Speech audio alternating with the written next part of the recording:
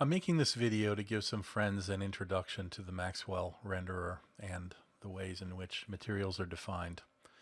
I don't have a very strict game plan for it, so it may be a little bit disorganized. I plan to just go through one of the shaders and take it apart piece by piece.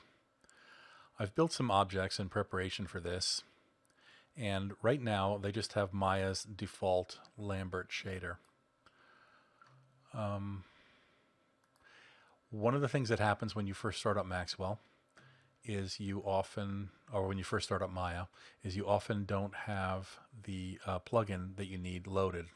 In this case, we need the Maxwell plugin. So we go to Settings, Preferences, Plugin Manager, and we make sure that Maxwell is loaded, auto load. Okay, that's good to go.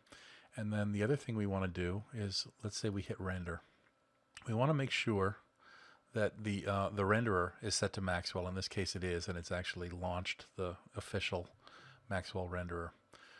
You can see that it starts out with a sky-like environment and a sun in the sky casting shadows. And you can also see that even though I have no shaders on it but Maya's default Lambert, Maxwell makes an attempt to produce an image. I can also use this renderer called Fire, which I get over here, and it gives me a fast interactive way of looking at scenes. You can see as I change the scene in the viewport, it changes in the Fire renderer. And one of the things that I often want to do is just use the this daylight environment.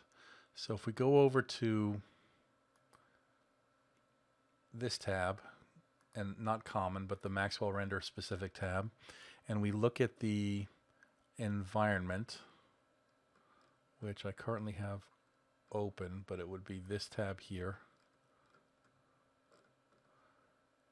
and we look at the options for the sky. We can see that right now we have physical sky. If I want to disable the sky and just have a black studio environment, I might want to set none as my option, but you'll see if I do that, I get a warning that says that I have no other emitters in the scene, and that if I were to do that, I would be producing a purely black image. So Maxwell doesn't allow us to turn off the sky until we have another emitter in the scene. Let's go back to the physical sky. One of the things that you can do here is you can set longitude and latitude and things like that, all kinds of other options. So I might want to go over to Google and type in Los Angeles lat long, and it's 34 and 118 west, which is negative 118. So we come back over here, and we could type in longitude is negative 118. Latitude is 34.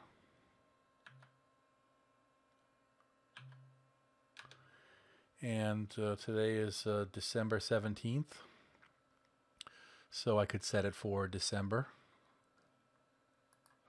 And the day would be 17. And it's about noon, so I could set it for 12. And in addition, we need to say that we are a -8 GMT offset, Greenwich Mean Time offset, which is the Pacific time zone. So you can see now that when I do that, I get this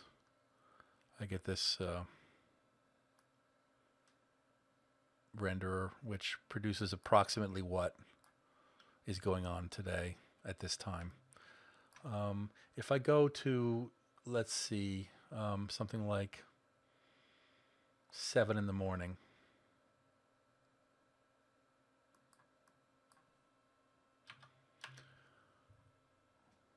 and maybe a little bit later in terms of minutes, you can see the sun is starting to come up.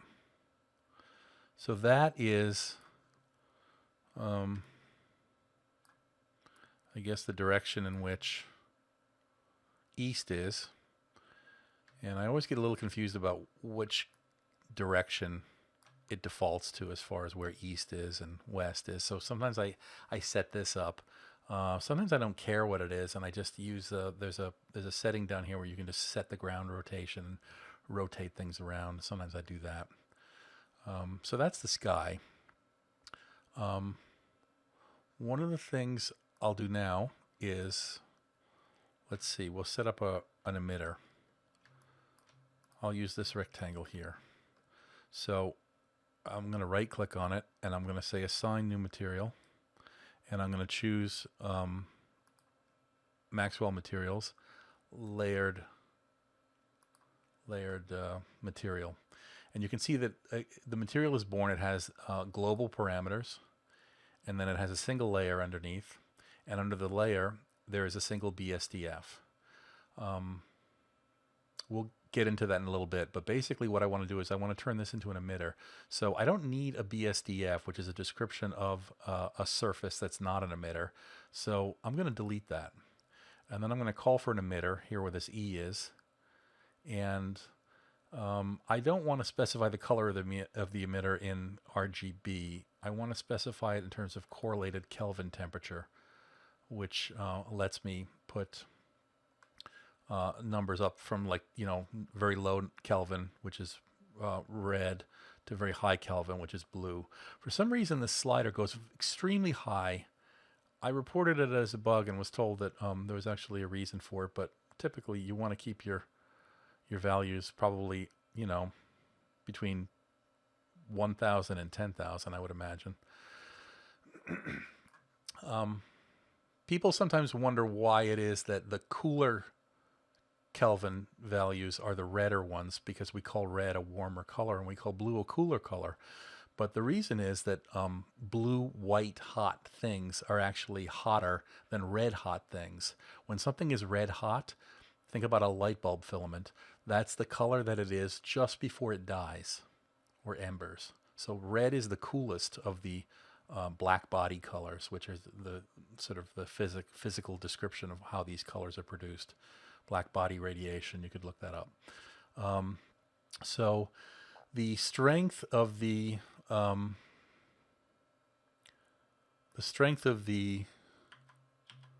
light is specified here in terms of watts and efficacy. That's one way to do it. There were a bunch of other options: lumens, lux, candela, luminance, and I'm going to just stick with this. And efficacy has to do with the fact that a light bulb turns a lot of what it produces not into light but into heat, so it's not that efficient at creating light. So your electric bill may see 40 watts worth of usage, but your light output is going to be possibly low. So set that to something or other. We'll see how it goes later. So emitters are one-sided. So you can see that the surface is one-sided. It's black on that side, or the surface is black on that side and it's orange on that side. So if we were to move this over to here and shine it down on things, you would see. I'm gonna leave the sky on for a second. You would see that the sky is on and the emitter is casting some sort of a shadow over here, and it's not really doing much, especially since it's pointing away from the objects. I'm going to stop that, and I'm going to turn that off. And let's see, let's go back to where the environment was, and let's turn that to none. Okay. Now, when we start up the renderer, the fire renderer, that's odd. What did I do wrong? Let's see again. Sky type, I turned the wrong thing, or somehow I didn't turn it to none.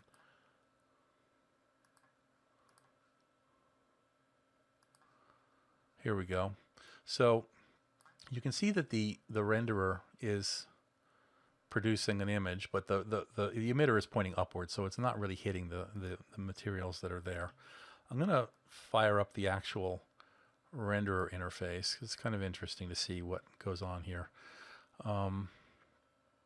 One of the things that happens is that Maxwell produces an image in 32-bit floating point space, and so it's really a high dynamic range image.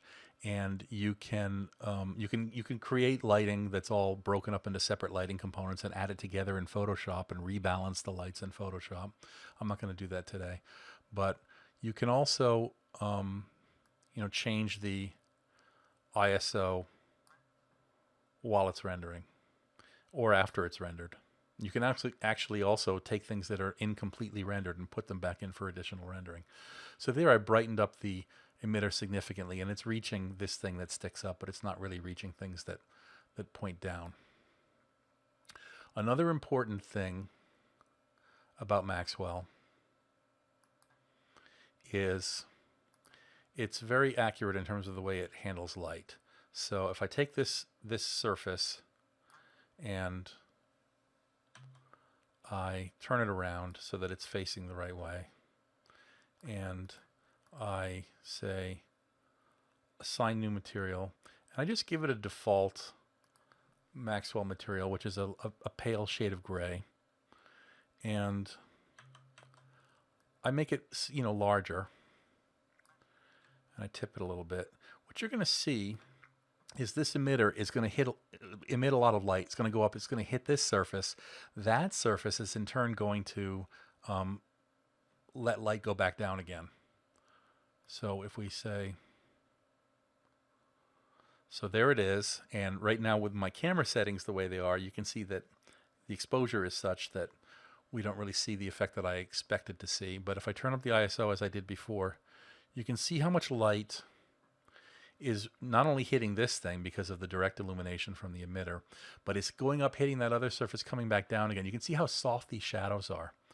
It's because this object up here is acting like a very large softbox. So that is really what's so nice about Maxwell, is you're not messing around with how many photons this, or is it this kind of renderer or that kind of renderer. It just does what you want it to do when you want it to do it. So that's the first thing. Next, let's talk a little bit about what these materials are actually like. So let's say let's put a default assign new material, and we'll put a default material on this object here. So let's have a look at it. Take this, and I'm going to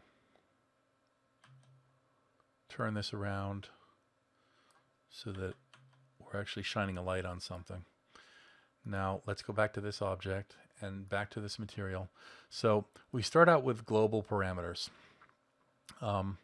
Dispersion, that's a little kind of for later, but if you're doing a diamond and you want the colors of the rainbow from the refraction to be accurately calculated, that's what you would click on. I'm going to skip some of these options because they're kind of advanced right now. But one of the things that's most interesting about this layer is the ability to have a global bump map.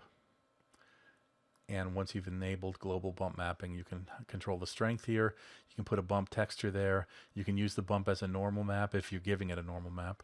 So what's nice about that is that you give the bump map once to the object, and all of the layers below see it.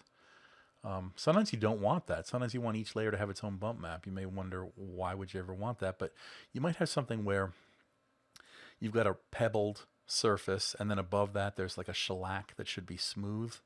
And so you want the pebbled surface to maybe get a bump map, but the layer above it that creates the shellac sheen, you don't want to have that happen. So it's nice to be able to have bump maps on different independent layers. But if that's tiresome because of the way you're working and you got a lot of layers and they all want to see the same thing, you would specify it there.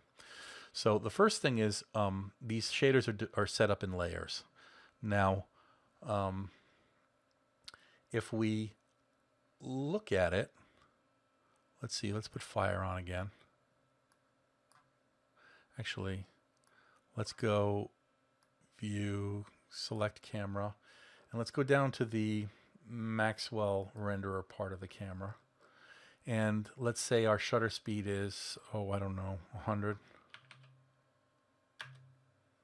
And let's say that our f-stop is 1.4. And let's say that we're going to stick with a thin lens, and we're going to, let's say, use manual focus. And you can see that it's going out of focus in this fire renderer here. If I do it here in this renderer, you can see that it's quite blurry and out of focus. If you let it go long enough, it'll resolve into quite a nice looking image, but it'll be an out of focus one. So what you want to do is set your focal distance such that, not the focal length, but your focus distance, set it to a value which is more appropriate for what you're trying to focus on.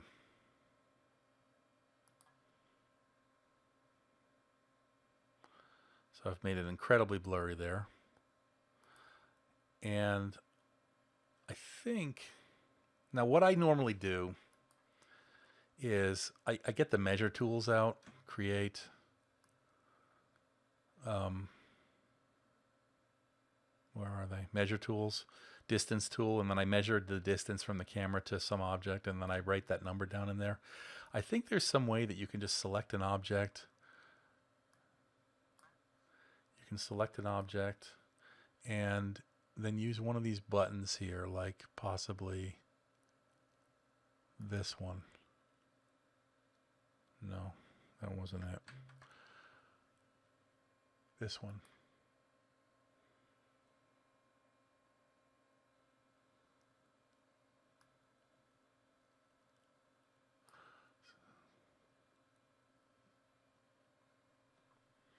So I'm not really sure how to do it. That may have done it, or it may not have, but I'm not going to dwell on it right now. No, I guess I did do it. So you can see that I had to have them both selected at the same time. Then I click on what I want to focus on. So, so this is a little soft here, and this is sharp in focus, and that's starting to get a little soft back out there again. And this is a nice effect that comes with the thin lens calculations that Maxwell does. And it's generally something that you want. It's a feature, absolutely, not a bug. But sometimes, especially when you're just trying to debug things yourself, trying to understand your scene better, you might want to switch from thin lens to pinhole. If you do that, then everything's going to be perfectly sharp, and the aperture is used only as a sort of a second ISO knob. It has no effect on focus or focus distance. All it does is it's like a brighten and dim things. So if I do that, here we go. You can see everything is razor sharp at any distance. And it's probably a little bit faster to calculate it that way. So I'm going to leave it that way for the purpose of this video, although you know, one of the nice things about Maxwell is that it does the lens calculations well. So first of all, we have this object, and if we look at the material, we have a layer, and the layer has an opacity. So if we start up this renderer and we lower the opacity, you can see that the object starts to kind of ghost away. And we lower it even more. The object is barely there. And if we take it all the way to 0, the object is basically, you don't see it. That's kind of possibly, you might think, an odd thing to do. But one of the things that's particularly nice is you can do things like, let's see, here's an object. And I'm going to get rid of this tall thing. We don't need it. Here's an object. And let's see, right click, assign a material, Maxwell layered material, and now I'm going to go over to Photoshop, and I have these things open, and I'm gonna work with this image here, which I got from cgtextures.com, and it's just a piece of concrete, And one of the things that I did was I made it black and white. And now the next thing I'm going to do is I'm going to, well, just for the sake of discussion, I'm going to make it, well, maybe I'll use a gradient map to do this because it's got a little bit of softness to it. And I'll make it be black and white. And I'll make those two things quite close to each other.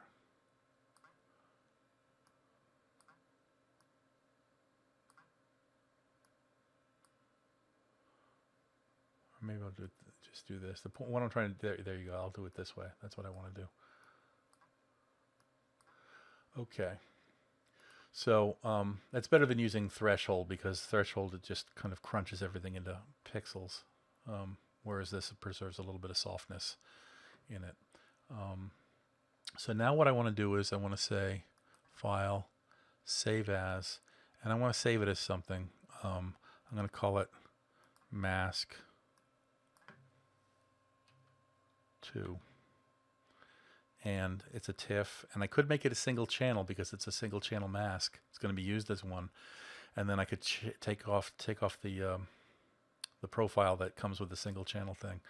But I'm going to leave it, just for quickness, I'm going to leave it 3 channels RGB. But the other thing that I'm going to do is I'm going to leave this Photoshop with all of this stuff intact. And that's really a nice feature, is that when Photoshop writes out an image, it seems to write out a flattened version, so that as well, so that when you're in something like Maya, you could say in the layer, mask, file, go down to mask 2, which is what we just made, and then if we look at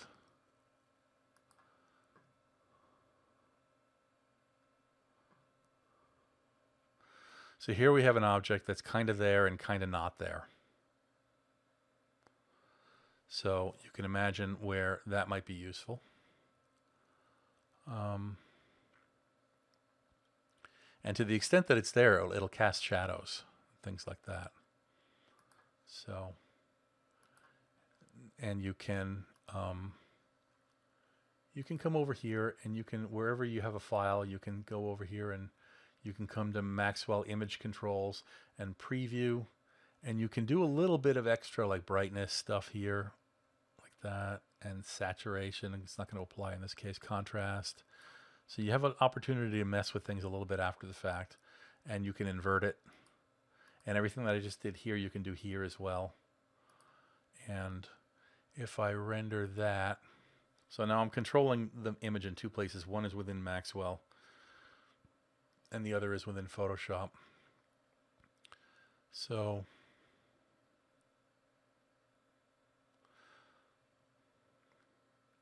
that's something that you can do. Now, so that has to do with the opacity of layers. And you can make leaves that way, although it's not recommended to have many, many, many small objects that you're clip masking in that way, because it's hard on the renderer. But for a few objects, for certain things, you can work in this way. So now let's talk about the next thing. We'll talk about this object. So we did layer. We talked about the opacity and the mask. Blend mode, normal or additive. We didn't talk about that, but that's for if you have a second layer and you only want highlights on that layer and you want to add the two together, then you can do that there. And you can also dim things with the opacity slider. You can also blend things if you use the sliders and have it in normal. So let's look in BSDF. This is a description of what a surface is. And really there are 2 important things after you get past weight and weight texture, which are related to weighting it with other BSDFs. You get to reflectance 0 and reflectance 90. So reflectance 0 is basically what color the object is when it's diffuse. Let's see, what's a good description of that? Let me put a texture on this. Assign new material. Materials, Maxwell layered material. And we're going to make this object nearly white. You don't want to make it 100% white because that would mean that it's absorbing no light at all and reflecting all of the light. And if you do that, you're going to get noise, and it's going to do weird things to the renderer. So let's look at this roughness value. Objects, people often make a distinction between matte and shiny, or specular and diffuse, as if they're two different things. But they're actually two ends of the same spectrum. And when something is very smooth, when light hits it in an organized way, it bounces off in an organized way. And when something is very diffuse, when light hits it in an organized way, it gets bounced off in random directions in a disorganized way. So if you look at this object, so it's nearly white, and we render it. I'm going to use fire. So light's probably too bright, as you can see, or the camera exposure isn't really good, but we'll let it stay there. So that's basically a white piece of paper. Now, the reason you're seeing all this orange here is because this is 3,500 degree Kelvin light source. So it's a very warm light source, and you're seeing the effect of that on this object. So let's go back to this here. And now let's make the roughness, instead of 99, which is nearly 100, you can make it 100, which is purely Lambert, but nothing in reality is really 100, so you should really try to limit yourself to 99. Let's make it 0, which is a perfect mirror. So there it is, as a perfect mirror. You can see this object and the reflection of it down below, this object and the reflection of it down below. You see the light box and the reflection of the light box down below, and everything else is black because you're seeing the reflection of the black environment. So as I go up in roughness, a small amount, let's say to 5, you can see that it starts to kind of blur out the reflections. And this is still fairly highly organized reflection. So what comes off of this, basically you get this sort of family of angles thing going on, if you've read that book, Light, Science, and Magic. But as you go much higher, the area of diffuse reflection starts to kick in larger and larger, until finally you get to the point where it doesn't matter where the object is pointing, you see it, because light that hits it at any angle a significant amount of it will come back into your eye. So basically that's another way of saying that the only difference between a white sheet of paper and a mirror is roughness. A mirror is white, as long as the mirror isn't coloring things a funny color. You can make a red piece of paper by doing something like that. Again, it's got a warm light on it. And you can make a red mirror by turning the roughness down to that. So you can see there's some redness in the reflection. Let me increase the saturation here.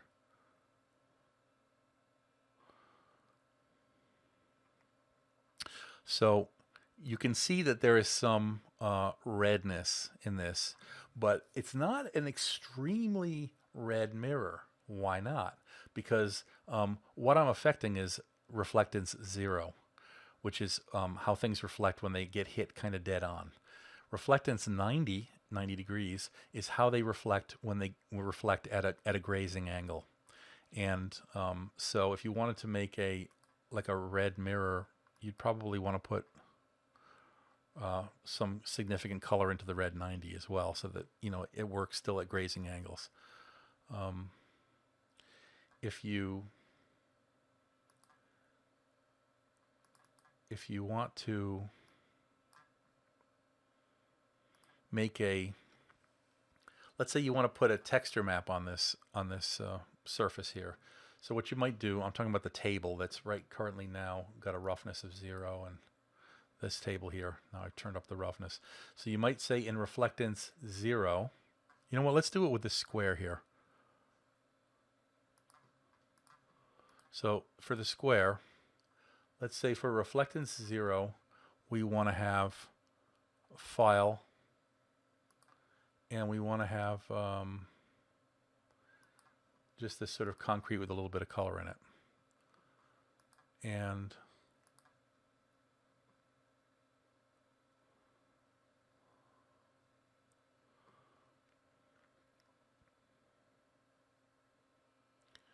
So you can see it's got some texture to it. I'm going to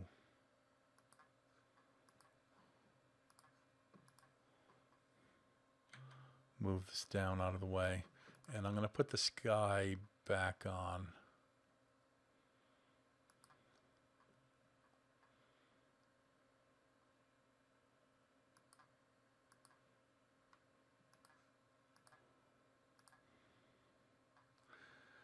And because I changed the exposure for the camera, I'm going to, where is it? There is it. Put this back up to, oh, I don't know, 1,000. I guess I need to go higher because I also changed the aperture.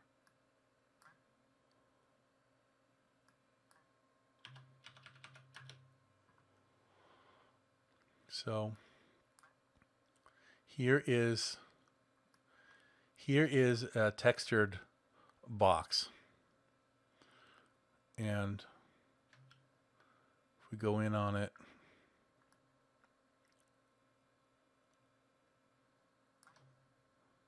there we go. I'm trying to get it so that I got a flat side, broad side, and a grazing side. So now there is a textured box, and that's texture in the reflectance 0 channel. Now let's say that, now notice the way it's getting kind of washed out. So I might want to have in the reflectance 90 channel, I might want to have the same file as the reflectance 0 so that I have the same texture twice. And sometimes what you want to do is add a little bit of brightness to the reflectance 90. I'm actually going to, instead of doing that, I'm going to try adding a little bit of darkness to the reflectance 90 channel, because it seems like it's a little on the bright side. So we have that. Now, if you were to put like just a simple color into the reflectance 90,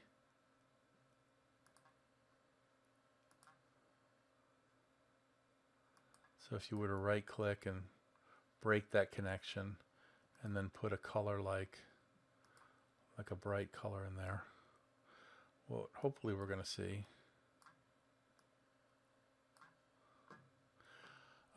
You know what is going on is the surface is also 99 rough, and things that are very rough pay very little attention to the roughness 90 channel. So as I make it shinier, you can see that the roughness 90 starts to matter more.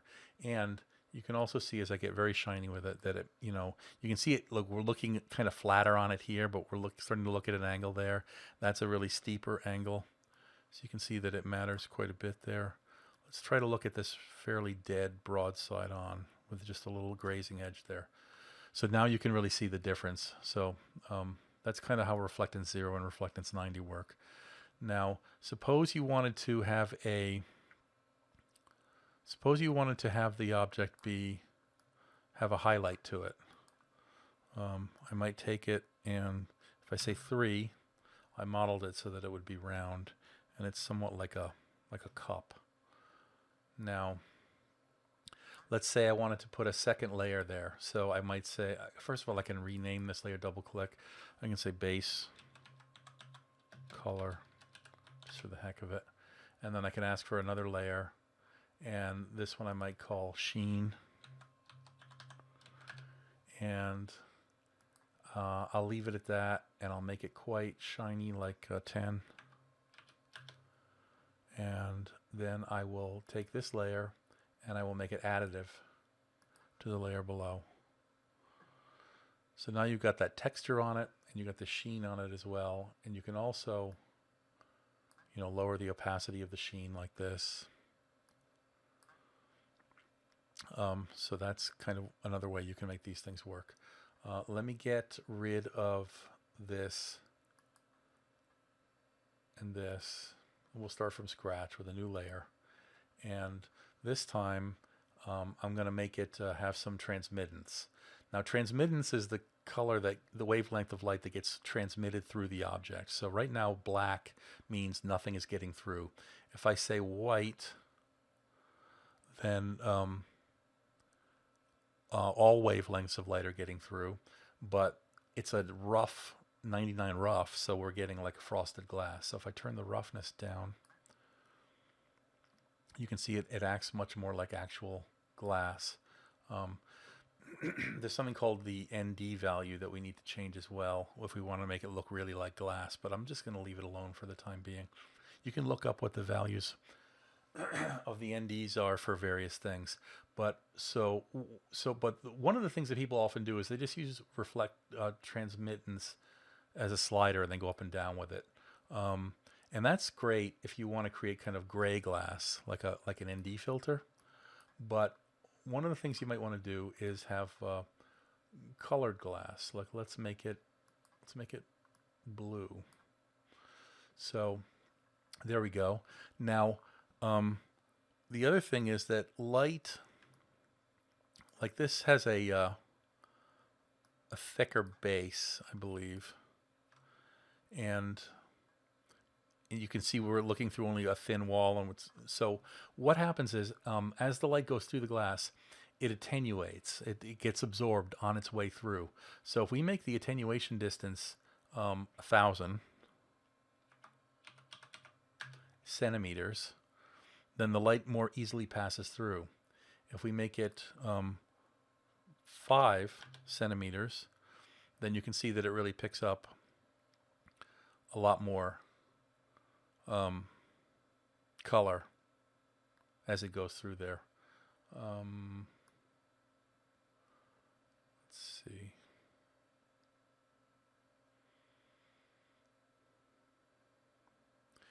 If we could make it, millimeters. And now it's very thick glass that light barely gets through at all.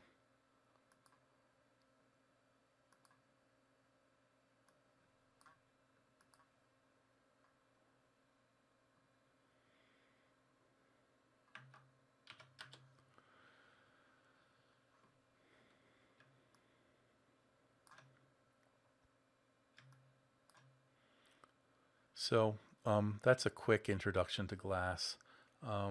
Now maybe we want to, actually let's go back to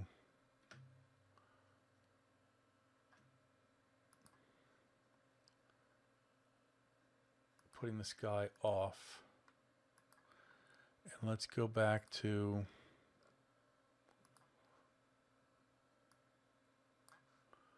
the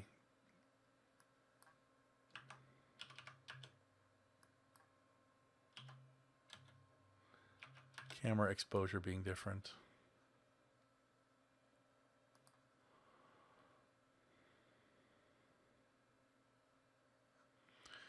And I can cheat and turn up the ISO here.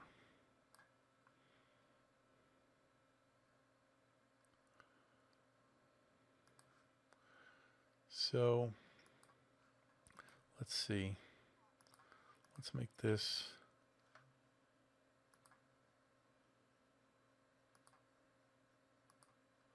give it a default again.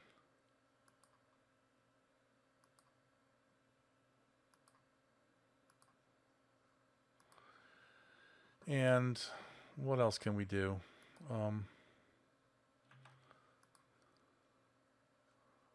I guess we could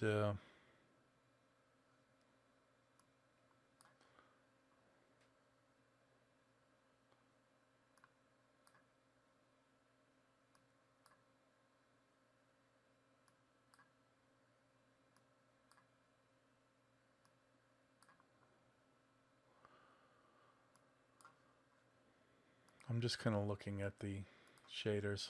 I may wrap it up soon. Let's see, attenuation distance, we got that. I'm going to leave these, they're a little technical, and I'm going to just let that go. This basically controls the rate of fall off if you really want to have, like really reflection 0 for a long time and then reflection 90 at the last minute or vice versa. This is for like, you can look these values up and stick things in here to mimic really strongly mimic real materials. There's something called anisotropy, where you have an anisotropic reflections. Basically, reflections are equal in both directions, but if you have something which is anisotropic, then it's like brushed metal. It's only the reflections are stronger in one direction than another. So I might say create, actually here, create polygons, cube, and I'm using a cube just so that it doesn't have a pole, so that you won't think that necessarily what I'm doing has to do with the fact that it maybe has a pole. Actually, mesh, smooth, just do it that way. Right click,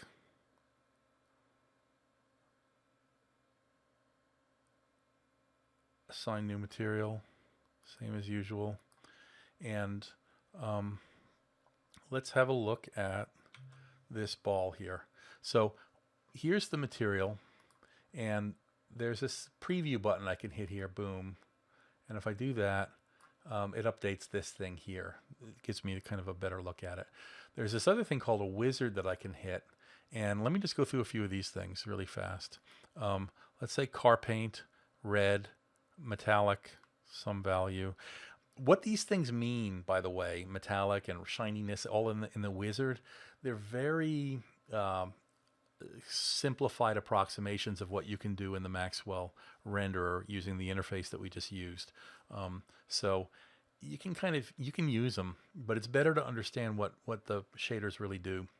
The shaders don't do that much. There's only one shader, really, when you get down to it. It's like a Swiss Army knife. It does everything. And if you set all the parameters correctly, you get pretty much whatever you want. And it's not hard to learn them. There's a course on vtc.com that's given by a guy named Jason Moranto, I think his name is, and it's excellent. And I recommend that as a way of studying. So that's what happens when I put that car paint shader on. You can see it over here, and it's reflecting in that mirror there. And look at it gave me all these layers: grazing layer, top coat, flakes. But these are, you can understand these things. They're just layers, and they get added either additively or normally, and they have a weight associated with them. In this case, the weights are all 100%. And sometimes there's more than one BSDF within a layer, and they have weights, and the weights get normalized, which is to say that if you have a weight of 100 and a weight of 100, they'll get applied 50-50. And if you have a weight of 100 and a weight of 50 on the other one, they'll get applied 1/3, 2/3, or 2/3, 1/3. Wizard, car paint. Let's go to clip map was like the first thing I did. Glass, high grade, frosted, low grade, create. So there's like a crystal ball. And again, these are not complicated. Like the ND is 1.5. Roughness is 0. So you see that. Let's see, wizard. The subsurface scattering presets. Orange juice, milk 2.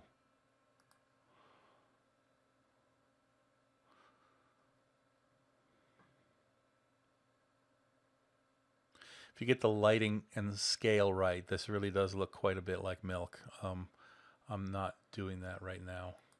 But obviously these things depend a lot on scale. A box is a centimeter in Maya and in Maxwell, and you really need to model things to scale in order to make sure that everything looks good. Velvet.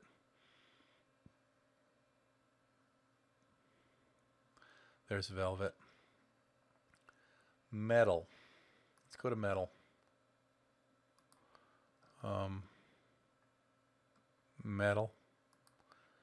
And let's say it's titanium. and let's say it's a 30% roughness.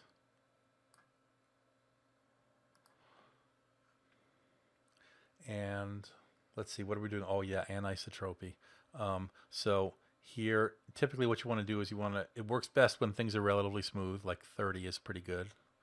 And you want to turn the anisotropy pretty high, may as well. And you want to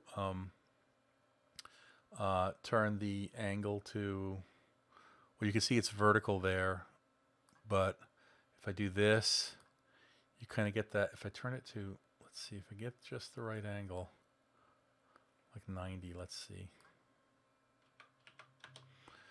It's kind of like the shine on Mr. Spock's hair going around his head. I don't know if you can picture what I mean. And why is there a hot spot there and then a line there? It's because there's more than one BSDF. So if I go over here, I got to set this one too. So let's see, where were we? Anisotropy, I cranked it. Angle, I believe I had it at 90. And so there is, there's titanium mapped with anisotropy. Let me get rid of that object. So last two things I'm going to do are this object here. I'm going to make it metal. Let's see, over to here. I'm going to make it wizard. Somebody's sending me something. I'm going to make it metal, and I'm going to make it pretty rough, like 70. Create. And also, this light source, I'm going to make it, I don't know, 5,700 Kelvin. So it's a little less strongly orange. So now what I want to do, coming up on the home stretch here, is I want to go back to this surface and I want to map it with roughness. So I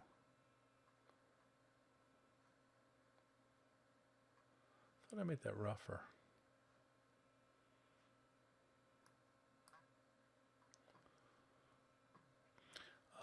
So I want to map the roughness with roughness texture here, and file, and image name. We'll go to mask 2, and now what happens is where low numbers are shiny and high numbers are rough. So what I'm doing here, try to get the reflection of that blue thing in the, I had it a second ago without even meaning to do it, and it looked pretty good.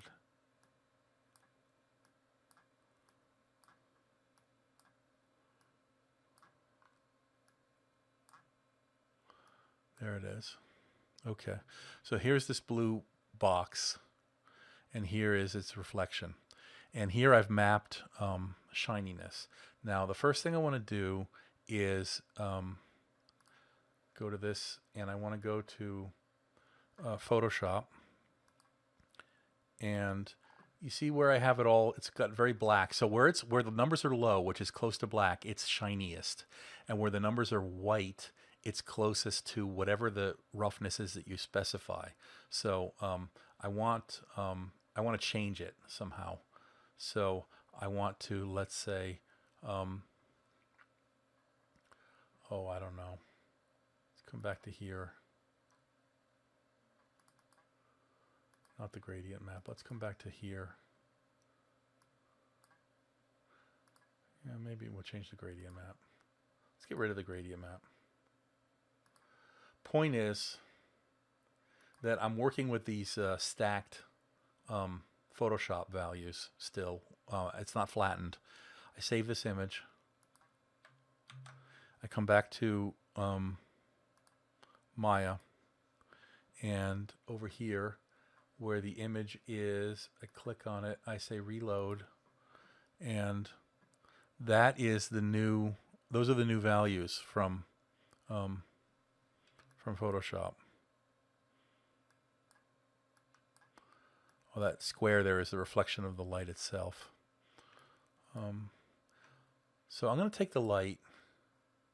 This is the light. Take this and get rid of it. I'm going to take this and move it off to the side. So because it's way off to the side,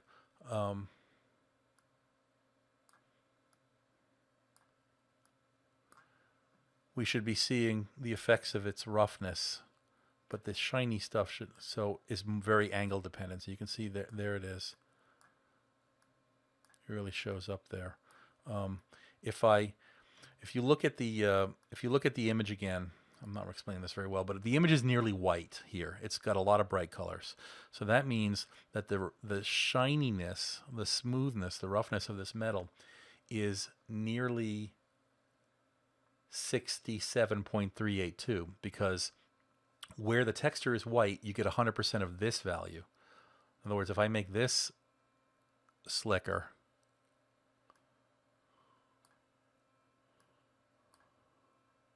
you can see that the reflection is very...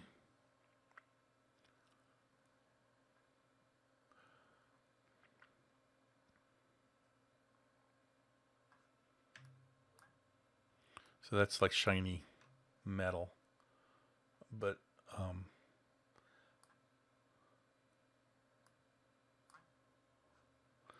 and if I come over here and I say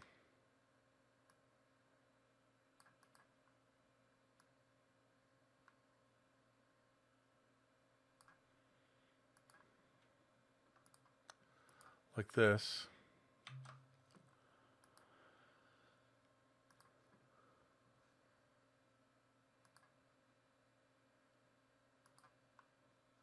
see that there, it's changed there. So one way that you could make things that are shiny and not shiny is to have a shiny surface, a not shiny surface, and then clip mask one layer over the other.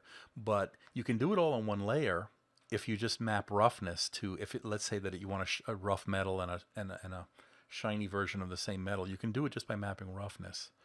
And then there's one last thing I want to do, and that is I want to go up to, I want to say D for displacement, add a displacement, and then we will go to pre-tessellated or on the fly. One of them is easier on your RAM, and the other one is faster.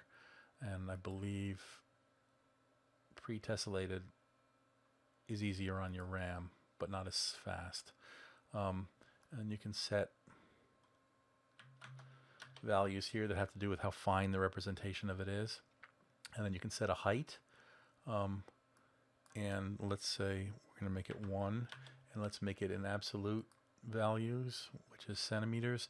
Offset 0.5 means that wherever the image is gray, it will be unchanged in the displacement. Wherever it's white, it will be pulled out, and wherever it's black, it'll be pushed in. Now, what image are we actually talking about? This one here, and let's make it that same one we've been using all along, which is mask 2. Looks like that.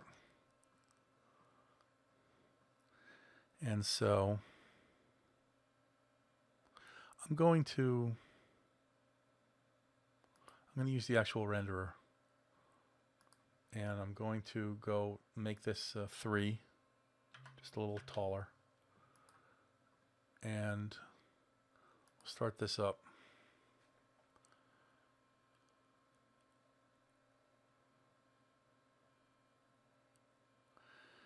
And I've probably made it too tall and not subdivided enough, but let's take another look at this. Let's put the blue thing in front of it just for the fun of it, so we can see it into it. And let's see, here's this. And another thing we can do here is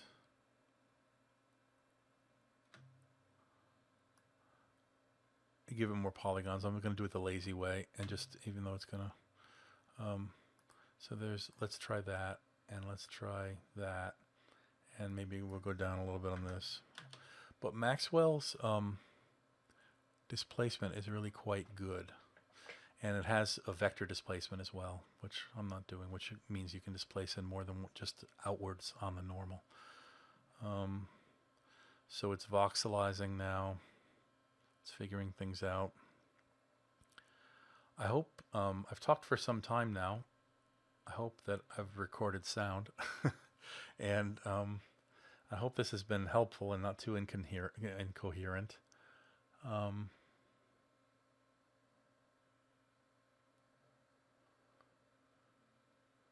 And I'm going to let this go for another minute or two, and then I'm going to call it a day as far as this video goes.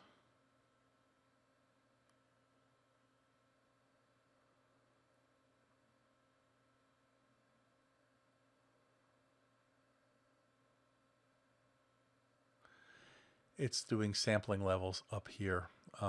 Every time it does one of these numbers from 5 to 6 to 7, the quality gets a little bit better, and the time between sampling levels gets a little bit longer. And after a while, it'll get to the point where you don't really notice a difference between increased sampling levels, and that's when you could decide that you're done and stop the rendering. If you do stop the rendering and decide that you stopped it prematurely, you can actually put it back in again, and it'll resume from where it left off. And so that's pretty good. And like I said, all of this color temperature, you can see it down in this little window down here. But then when this goes to the next sampling level, it'll show up there. But you can set color temperature things. You can change your mind about the ISO. You can do all kinds of things, and you can save it out as a 32-bit image. You can render it so that all of the different lights have their own different components, and they all add together.